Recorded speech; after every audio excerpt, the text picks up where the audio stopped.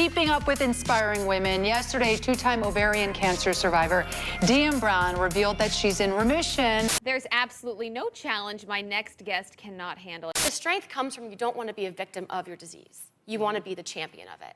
And I realized that, you know, if I'm going to beat this again, I need to be the champion rather than the victim. And you certainly are.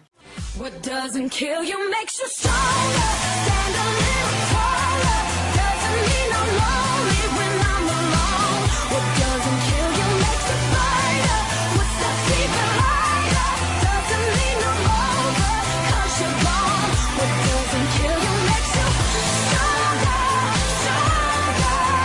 Trust me, myself and I. What doesn't kill you makes you stronger.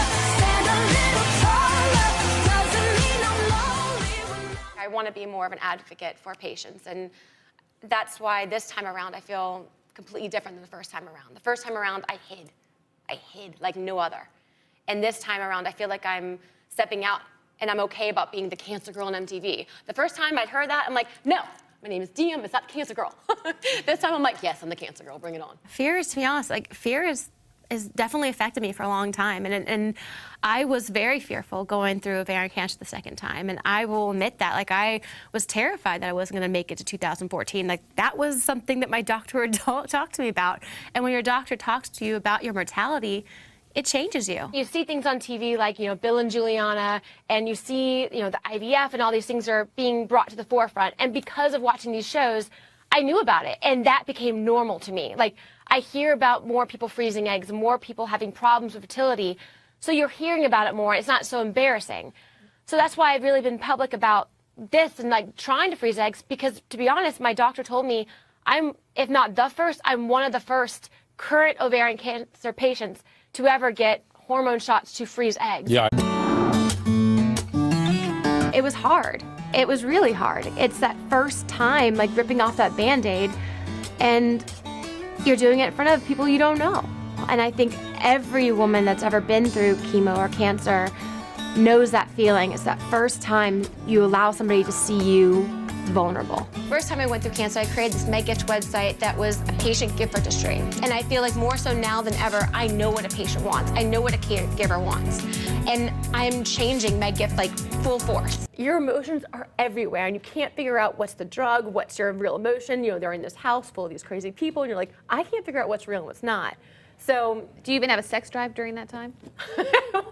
you have a lot of drives. You have anger drive, you have emotional drive, you have hormonal drives.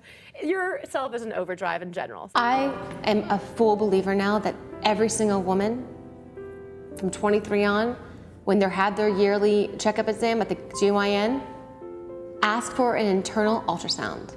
It's part of your insurance. It's the same process. It doesn't hurt at all, and I'm a wuss for pain. The hardest physical challenge I ever faced was crossing a tightrope upside down where there was alligators underneath, and if you fell, some alligator might have bite your toe. That's right. Because they feel that they are overwhelmed, that they are losing their womanhood. You don't look in the mirror and you see a woman.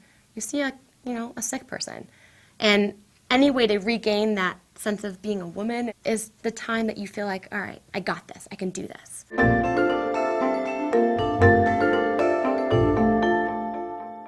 I got a second chance in life.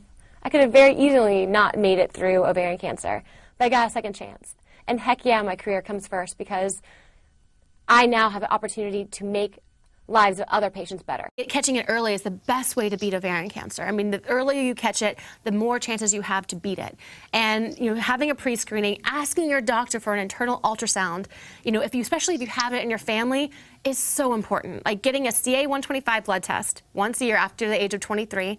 And the second thing is getting an internal ultrasound. Are two ways you can pre-screen yourself for ovarian cancer. And anyone that's going through any sort of torment in your life, know that the day you find out you're not going through anymore is the most relieving, most exhilarating day in your life. And you're overcome with emotion because you didn't think this day would come, and it came, and I'm so happy about it.